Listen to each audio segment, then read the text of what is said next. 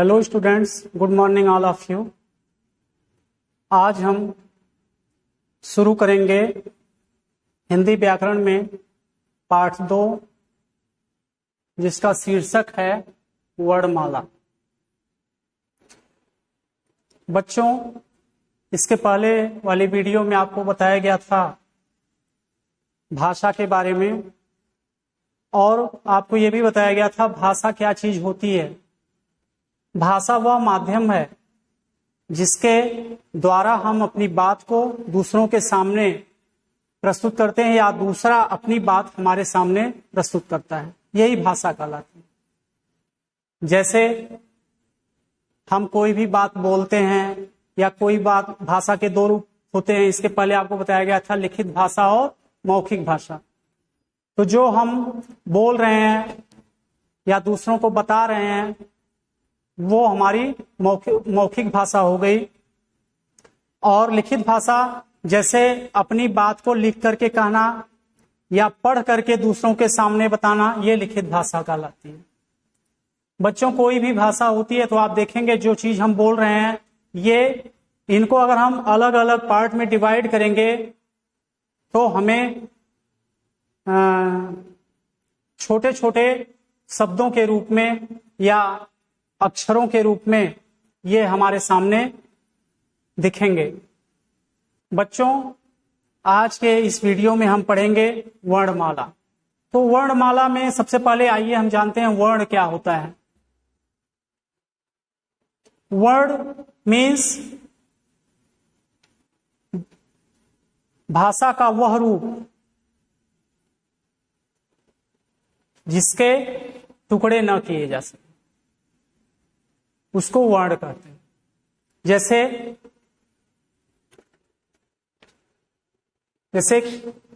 क,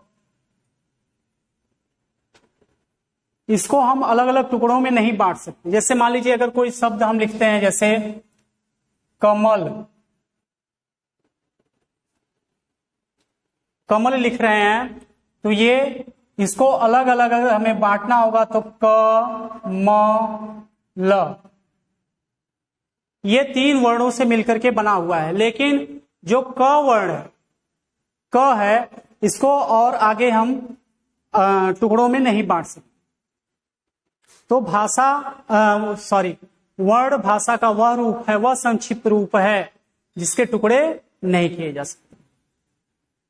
और हिंदी भाषा में कुल मिला के 52 वर्ण होते हैं, जिसमें से जिसको स्वर और व्यंजन के रूप में बांटा गया है।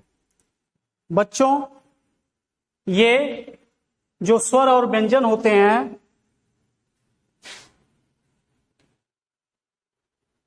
जैसे स्वर,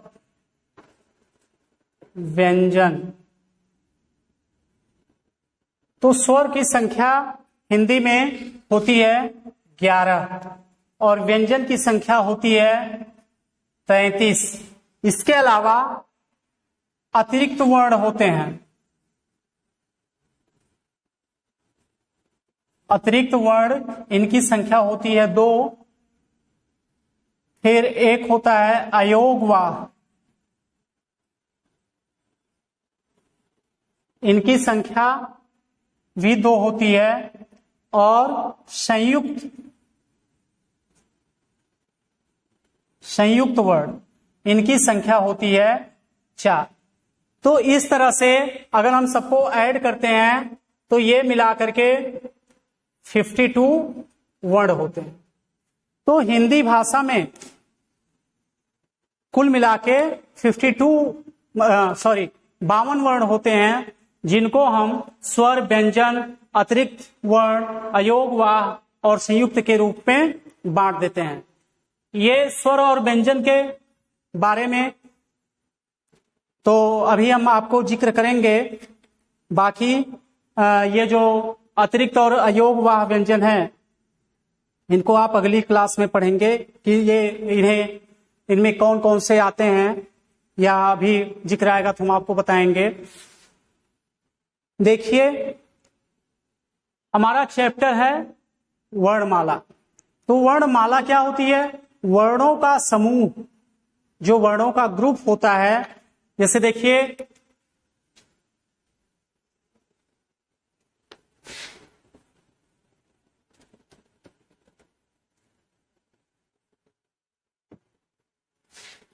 जैसे हम स्वर लिखते हैं, अ, आ, इ, ई, उ, ऊ, हे, री, ए, ऐ, ओ, औ, अंग, अ। ये देखिए वर्णों का एक समूह है। इसके बाद लिखते हैं हम क, ख, ग, घ, अंगा, फिर च, छ, ज, झ, य। तो इस तरह से लिखते हुए जब हम ज्ञ तक जाते हैं तो यही हमारी क्या कहलाती है? वर्णमाला। तो वर्णमाला क्या होती है? वर्णों का समूह क्या कहलाता है? वर्णमाला। अब इसके बाद अब देखिए स्वर और व्यंजन के बारे में हम पढ़ेंगे। स्वर और व्यंजन के बारे में।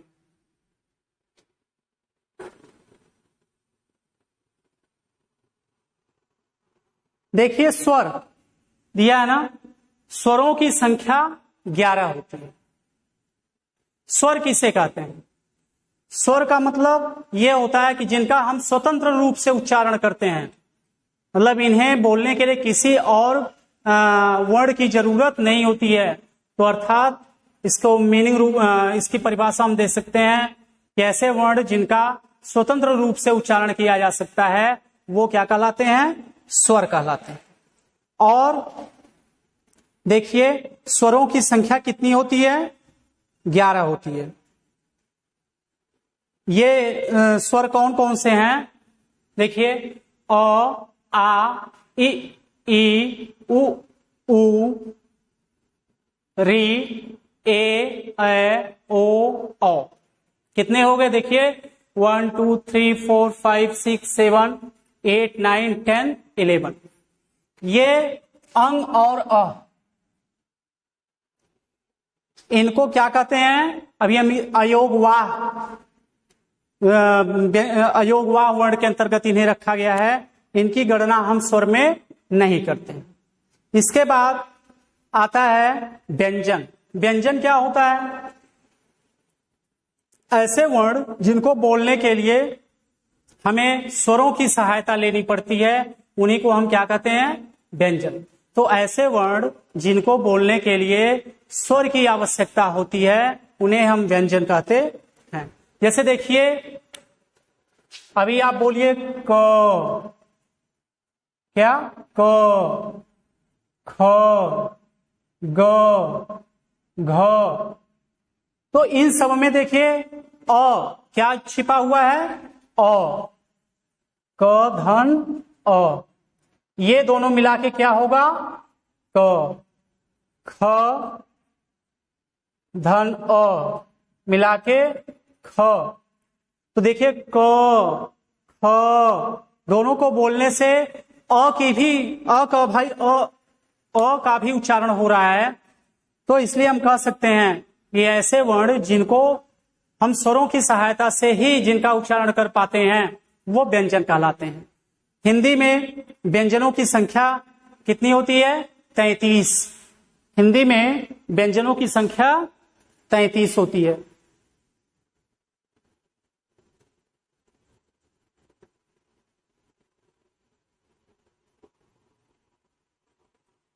और वो जो व्यंजन होते हैं जैसे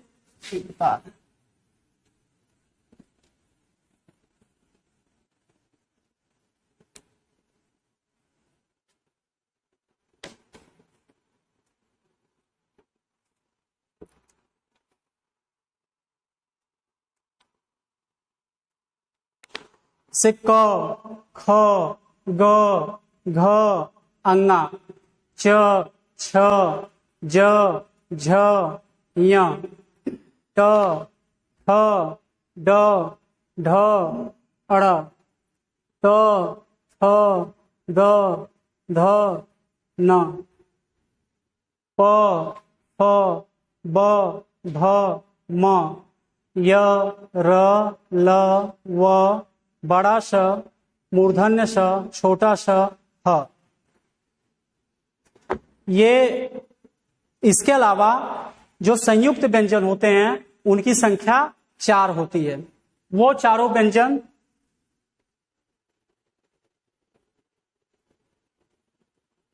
हाँ देखिए, ये संयुक्त व्यंजन